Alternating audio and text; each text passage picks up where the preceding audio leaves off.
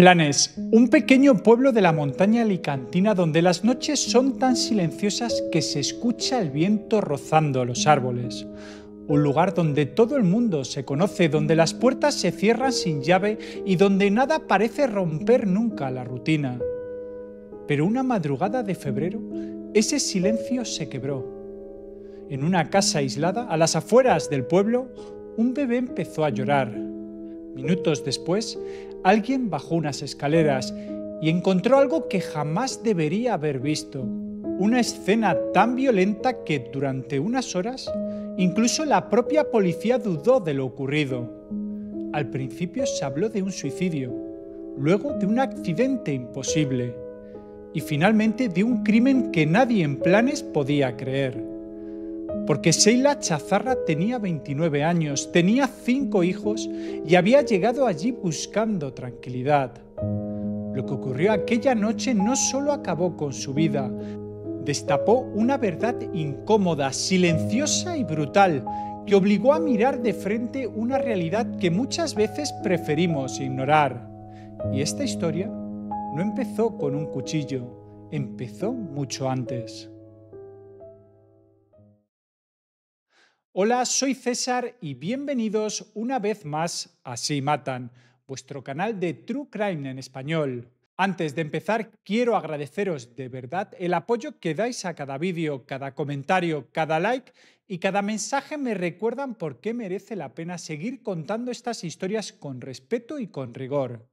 Si aún no lo habéis hecho, os invito a suscribiros al canal, a dejar vuestro like si os gusta este contenido y activar la campanita para no perderos los próximos casos. Ya sabéis que también me podéis seguir en Instagram y que tenéis todos los episodios disponibles en Spotify e iVoox en formato podcast, para escucharlos cuando queráis. Hoy vamos a hablar de un caso real, un caso ocurrido en España, un caso que, como tantos otros, empezó sin levantar sospechas y terminó de la peor forma posible. El asesinato de Sheila Chazarra Moyano, una joven de 29 años, madre de 5 hijos, hallada sin vida en su propia casa en un pequeño pueblo de la provincia de Alicante.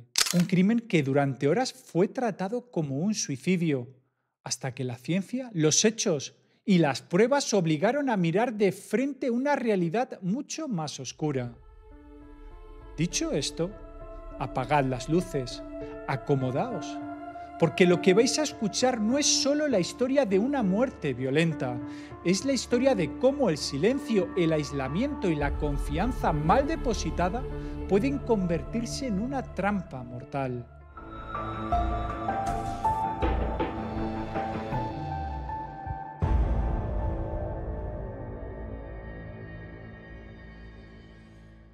Planes no es un lugar al que se llegue por casualidad, es un pueblo al que hay que ir a propósito. Para llegar hasta allí hay que abandonar las carreteras principales, internarse por vías secundarias, atravesar curvas cerradas y montañas que parecen cerrarse sobre el coche. Un trayecto que ya anticipa aislamiento, silencio, desconexión. Planes es pequeño, muy pequeño, menos de 1000 habitantes, un lugar donde todos se conocen, donde cualquier coche extraño se nota y donde las historias, tarde o temprano, acaban corriendo de boca en boca. Aquí el tiempo se mueve despacio, los días se parecen entre sí, los inviernos son largos, fríos y solitarios. Y cuando cae la noche, el silencio es tan intenso que parece envolverlo todo. No hay tráfico, no hay ruido, solo el viento, algún perro lejano y poco más.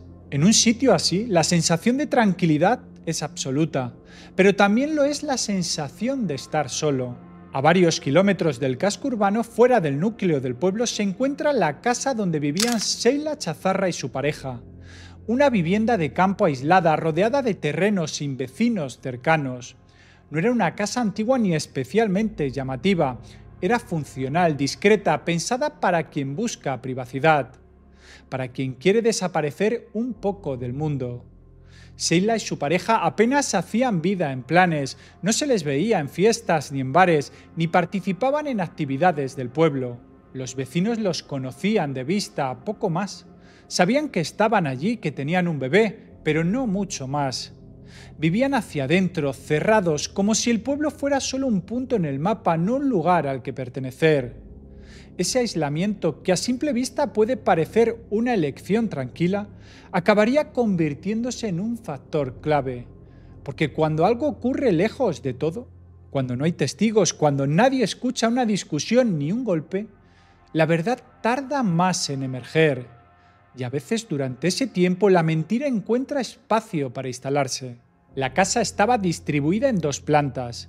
En la planta baja el salón y la cocina, un espacio común, frío, funcional. Arriba los dormitorios, escaleras estrechas que conectaban ambos niveles. Un recorrido cotidiano, normal, un trayecto que se hace cientos de veces, hasta que una noche ese mismo recorrido se convierte en el último. En ese lugar donde nada parecía fuera de lo normal, donde el entorno invitaba al silencio y al descanso, ocurrió algo que rompería para siempre la calma de Planes. Algo que obligaría a los vecinos a mirar con otros ojos aquella casa aislada. Algo que convertiría un pueblo tranquilo en escenario de una tragedia. Porque cuando el sol salió aquella mañana, Planes ya no era solo un pueblo de montaña, era el lugar donde una mujer había perdido la vida de forma violenta. Y aunque al principio se intentó explicar lo ocurrido con una versión sencilla, la realidad acabaría demostrando que lo sucedido dentro de aquella casa era mucho más oscuro de lo que nadie imaginó. Y mientras el pueblo despertaba sin saberlo, la historia de Sheila ya había cruzado una línea de la que no hay vuelta atrás. Sheila Chazarra Moyano tenía 29 años, pero reducirla a una edad sería injusto. Sheila era muchas cosas a la vez.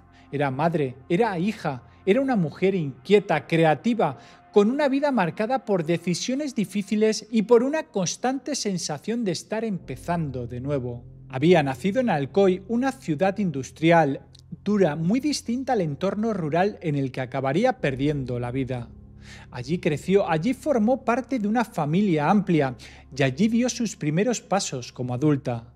Desde joven mostró interés por el mundo artístico, estudió peluquería, pintura, diseño, trabajó como modelo publicitaria, apareció en anuncios, posó para campañas. Sabía moverse frente a una cámara, tenía presencia, tenía carácter. Pero su vida no fue sencilla. Sheila fue madre muy joven y con el paso del tiempo llegaron más hijos, 5 en total, 5 vidas que dependían de ella. Algunos vivían con familiares, otros con ella en distintos momentos. Lo cierto es que Sheila siempre estuvo ligada a la maternidad, a la responsabilidad, a la necesidad constante de salir adelante. Durante un tiempo vivió fuera de la provincia de Alicante, pasó por Cataluña, por Calafell, por Barcelona, buscó oportunidades, trabajo, estabilidad. Personas que la conocieron en esa etapa la describen como activa, trabajadora, siempre moviéndose, siempre intentando mejorar su situación. No era una mujer pasiva, no era alguien que se quedara quieta esperando que las cosas sucedieran. Con el tiempo regresó a la Comunidad Valenciana y fue entonces cuando su vida volvió a cambiar.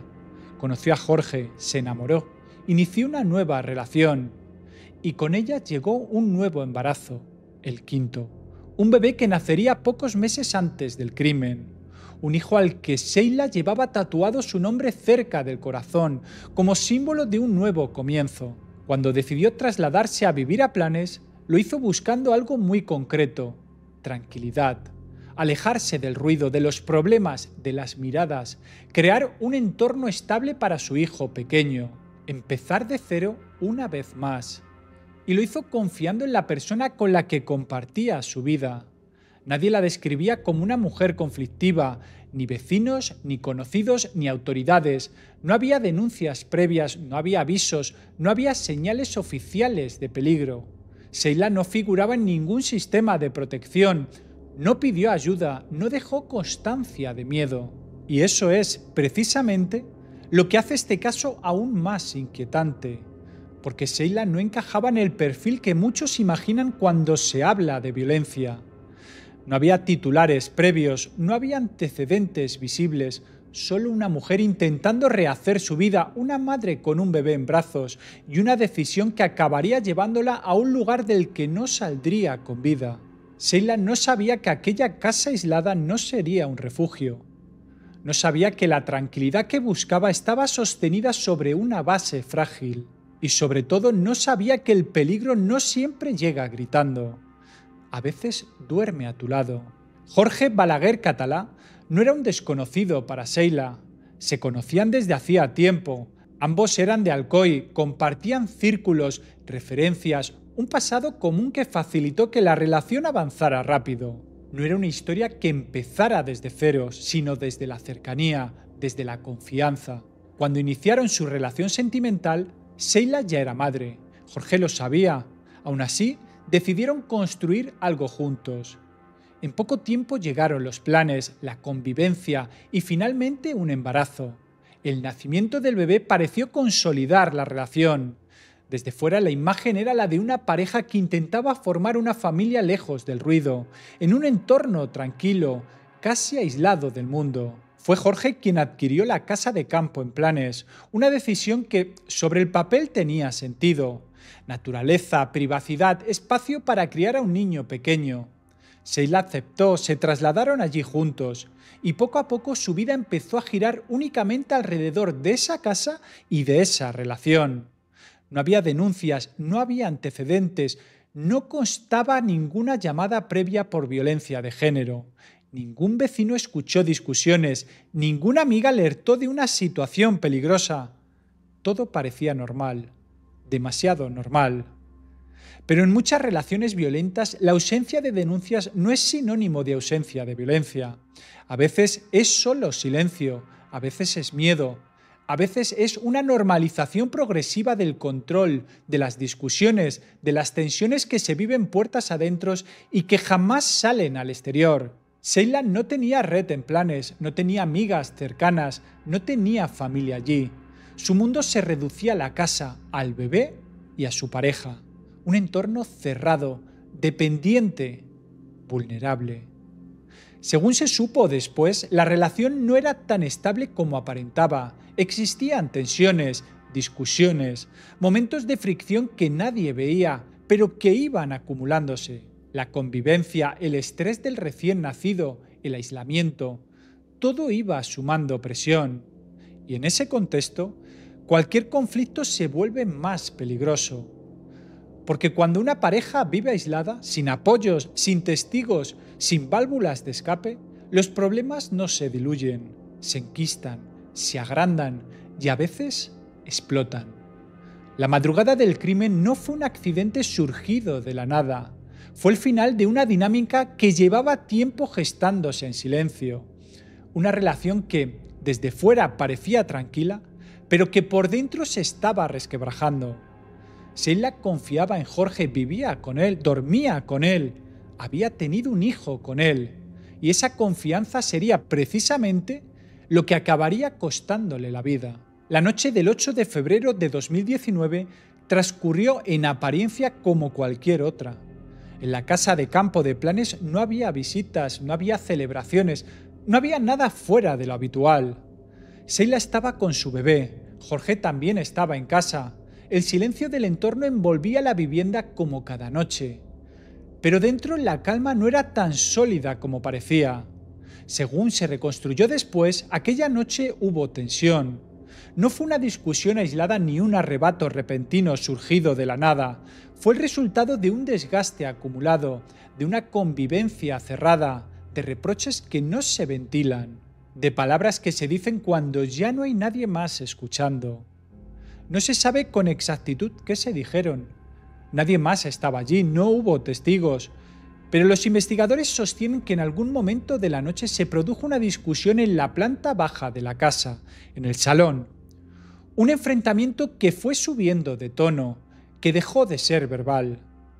Sheila estaba cansada, tenía un bebé de apenas 3 meses. Dormía poco, vivía aislada, su vida se había reducido a ese espacio y a esa relación. Y cuando una persona se siente atrapada, cualquier conflicto pesa el doble. Jorge, por su parte, tampoco estaba tranquilo.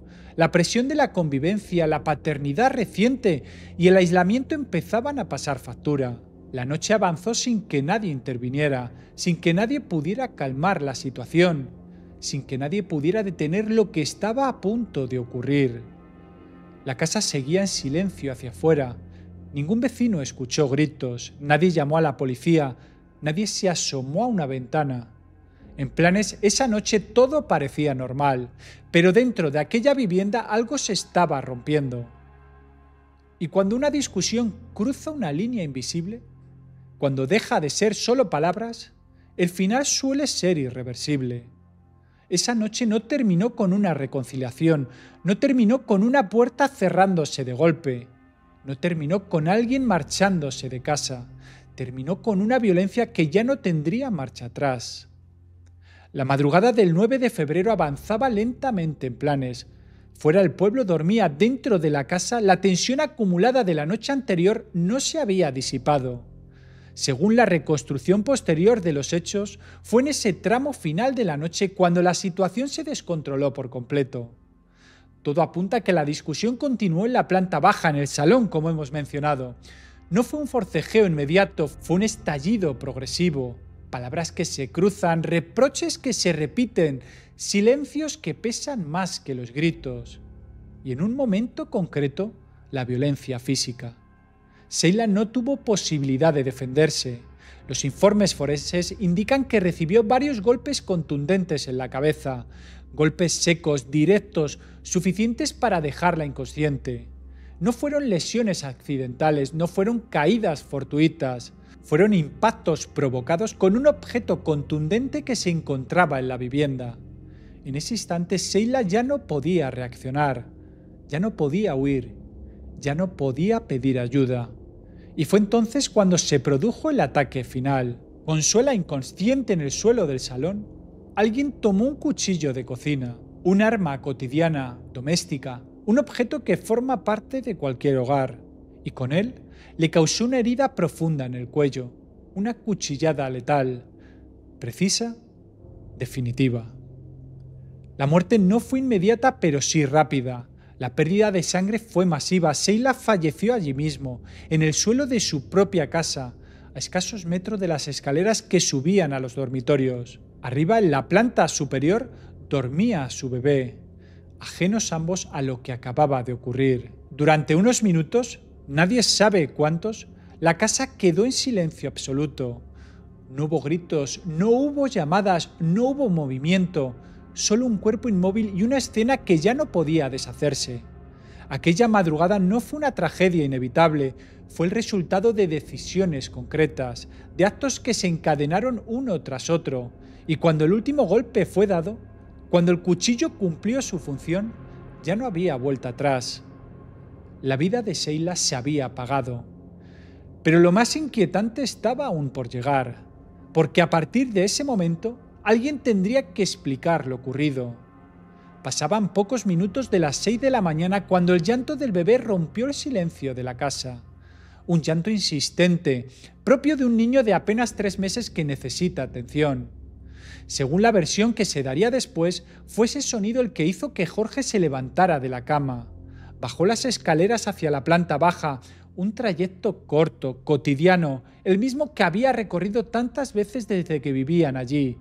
Pero esa vez, al llegar al salón, se encontró con una escena que marcaría el inicio de una investigación compleja y llena de contradicciones. Sheila estaba en el suelo inmóvil, rodeada de sangre. Tenía una herida profunda en el cuello. Junto a su cuerpo, un cuchillo de cocina. Minutos después, Jorge llamó a los servicios de emergencia. Su relato fue directo, casi automático. Dijo que había encontrado a su pareja así, que no sabía qué había ocurrido, que creía que se había suicidado. Cuando la Guardia Civil llegó a la vivienda, la escena parecía confirmar al menos de forma superficial esa versión. El cuchillo estaba allí, no había signos evidentes de lucha, la casa estaba en silencio, el bebé estaba vivo en brazos de su padre. Durante esas primeras horas, la hipótesis del suicidio se mantuvo abierta. Era una explicación rápida, cómoda. Cerraba demasiadas preguntas de golpe. Pero también era una explicación que no terminaba de encajar. Los agentes observaron detalles que les resultaron extraños. La posición del cuerpo, la cantidad de sangre, la profundidad de la herida. Algo no cuadraba del todo, aunque aún no podían afirmarlo con certeza. Sheila fue trasladada al Instituto de Medicina Legal. La casa quedó precintada. Jorge fue acompañado a dependencias policiales para prestar declaración. Y mientras el sol comenzaba a salir sobre Planes, el pueblo despertaba sin saber que acababa de convertirse en escenario de un crimen.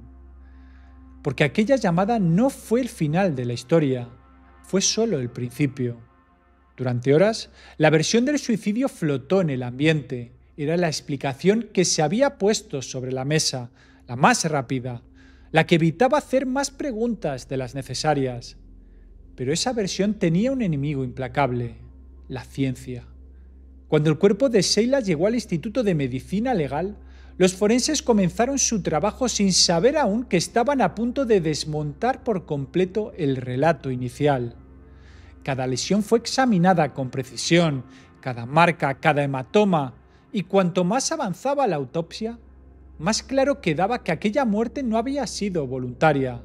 Sheila no presentaba solo una herida en el cuello. Tenía golpes en la cabeza, contusiones severas, traumatismos que no podían explicarse ni por una caída ni por un intento de suicidio. Eran lesiones causadas por impactos repetidos, directos, con un objeto contundente. Golpes suficientes para dejarla inconsciente antes de que se produjera la herida mortal. Aquello lo cambiaba todo. Un suicidio no encaja con una agresión previa de ese tipo. Nadie se golpea repetidamente la cabeza para después cortarse el cuello. Los forenses fueron claros. Las lesiones eran incompatibles con la versión que se había dado hasta ese momento. La causa de la muerte fue una herida profunda en el cuello que provocó una hemorragia masiva. Pero esa herida llegó después, cuando Sheila ya no podía defenderse. En ese instante, la investigación dio un giro completo. La hipótesis del suicidio quedó descartada y la pregunta pasó a ser otra. ¿Quién había estado con Sheila en esa casa durante la madrugada? La respuesta era evidente. Dentro de la vivienda solo había 3 seres vivos. Un bebé de 3 meses, una mujer inconsciente y un hombre adulto que había dado una versión que ya no se sostenía. Con el informe forense sobre la mesa, la Guardia Civil actuó. Jorge dejó de ser testigo, dejó de ser la persona que había encontrado el cuerpo y pasó a convertirse en el principal sospechoso de un homicidio. A partir de ese momento, cada palabra que había dicho sería revisada, cada gesto, cada minuto de aquella madrugada, porque la verdad, por fin, había empezado a abrirse paso. Con el informe de la autopsia en la mano, la investigación entró en una fase decisiva. Ya no se trataba de aclarar una muerte confusa, se trataba de esclarecer un crimen, y todas las miradas se dirigieron hacia una sola persona. Jorge fue detenido pocas horas después. La Guardia Civil ya no tenía dudas razonables. Las pruebas médicas desmontaban por completo su relato y situaban la agresión en el interior de la vivienda, en un momento en el que no había nadie más que pudiera haber intervenido. El margen para la casualidad había desaparecido. Durante los interrogatorios, su versión empezó a resquebrajarse. Las contradicciones eran evidentes.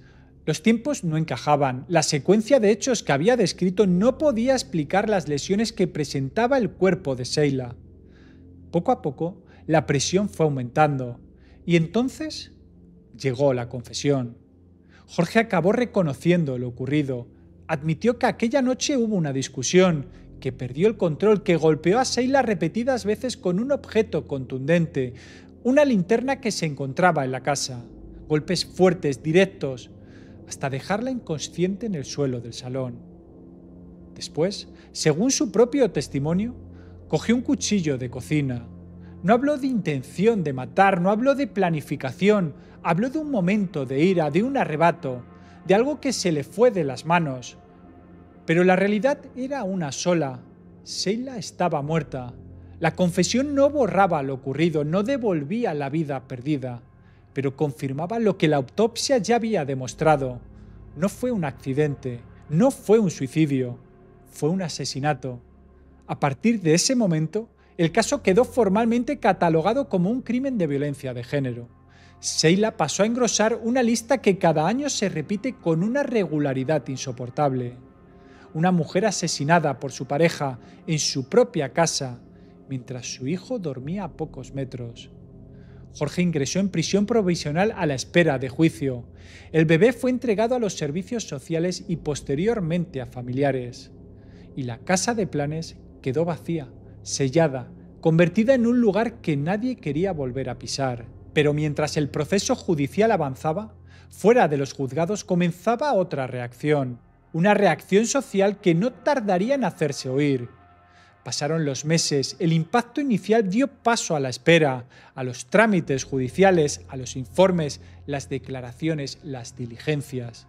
El caso de Sheila Chazarra ya no era solo una noticia de sucesos, se había convertido en un procedimiento penal que avanzaba lentamente hacia su momento clave. El juicio se celebró en la Audiencia Provincial de Alicante. Jorge llegó acusado de asesinato en el ámbito de la violencia de género, no como testigo, no como investigado, como acusado formal de haber acabado con la vida de su pareja. Desde el primer día la sala estuvo cargada de tensión. Frente a frente, el acusado y la memoria de Sheila. Frente a frente, una versión que durante horas intentó presentarse como un arrebato y una realidad forense que no dejaba margen a la duda. Los forenses explicaron con claridad lo que había ocurrido aquella madrugada. Describieron los golpes en la cabeza, la pérdida de conciencia, la imposibilidad de defensa. Detallaron cómo la herida en el cuello fue realizada cuando Sheila ya estaba indefensa en el suelo. No hubo dudas técnicas, no hubo contradicciones científicas. La fiscalía fue contundente. Expuso que no se trató de un accidente ni de un acto impulsivo sin consecuencias previstas. Golpear repetidamente a una persona hasta dejarla inconsciente y después degollarla no es un error, es una decisión, y por ello solicitó una pena elevada de prisión. Jorge declaró ante el tribunal, reconoció los hechos, dijo estar arrepentido, pidió perdón a la familia, habló de una discusión, de una pérdida de control, de algo que nunca pensó que acabaría así. Pero ninguna palabra pudo suavizar la crudeza de lo ocurrido. Durante el juicio también se habló del bebé, de los 5 hijos que Sheila dejaba atrás, de una vida truncada sin aviso previo, de una violencia que no había sido denunciada pero que existió igualmente. Cuando terminó la vista oral, la sala quedó en silencio, porque más allá de la sentencia que habría de dictarse, ya no quedaba nada que discutir. Sheila no murió por casualidad. Murió porque alguien decidió ejercer una violencia irreversible. Y mientras la justicia seguía su curso, fuera en la calle, el nombre de Sheila ya había empezado a convertirse en símbolo. La noticia del asesinato de Sheila Chazarra se extendió con rapidez. Primero en Planes, después en Alcoy y finalmente en toda la Comunidad Valenciana. Lo que había ocurrido en aquella casa aislada dejó de ser un suceso local para convertirse en un nuevo golpe contra una realidad que muchos creían lejana, pero que volvía a presentarse con toda su crudeza. En Planes el impacto fue inmediato. Un pueblo pequeño que no está preparado para algo así. Las conversaciones se apagaron, las miradas se cruzaban en silencio. Nadie entendía cómo una tragedia de ese calibre podía haberse producido allí, en un lugar donde parecía que nunca pasaba nada. Frente al ayuntamiento se guardó un minuto de silencio. Vecinos, concejales, trabajadores municipales, todos juntos, sin discursos, sin pancartas, solo con el peso de lo ocurrido. En Alcoy, ciudad natal de Sheila, la reacción fue aún más intensa. Allí estaba su familia, allí había crecido. Allí había dejado amigos, recuerdos, una vida entera. El ayuntamiento convocó una concentración pública. Cientos de personas acudieron no solo para condenar el crimen, sino para recordar a Sheila como algo más que una víctima, como una mujer con nombre, con historia, con hijos que ahora tendrían que crecer sin ella. Las instituciones se pronunciaron. Desde la Generalitat Valenciana se habló de la violencia machista sin rodeos. Se insistió en que no se trataba de un caso aislado, sino de una expresión más de un problema estructural. Se pidió unidad, denuncia e implicación social, porque cuando la violencia ocurre en silencio, todos llegan tarde. Los medios de comunicación pusieron el foco en un lado que estremecía aún más. Sheila dejaba 5 hijos huérfanos. 5 menores marcados para siempre por una violencia que no eligieron. 5 razones más para que el nombre de Sheila no se diluyera entre cifras.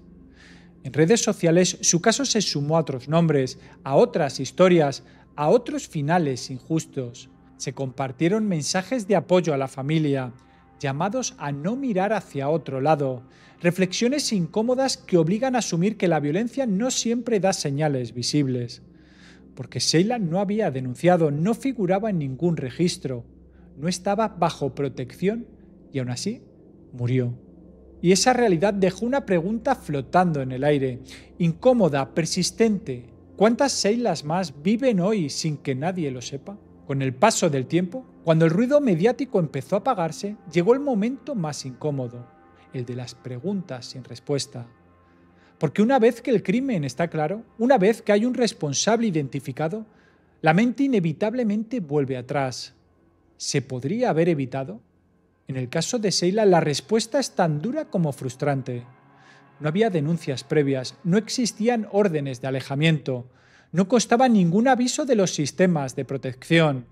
Sheila no figuraba en ningún protocolo de riesgo. Para la administración simplemente no existía como víctima potencial. Y ahí está una de las grandes grietas, porque la ausencia de denuncia no significa ausencia de violencia, significa muchas veces miedo, a veces dependencia, a veces aislamiento y en ocasiones, como ocurrió aquí, una combinación de todo.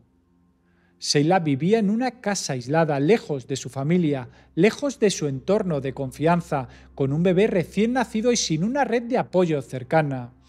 No había vecinas que escucharan discusiones, no había amigas a las que acudir a desahogarse, no había nadie que pudiera detectar señales desde fuera. Las instituciones actuaron cuando tuvieron que hacerlo.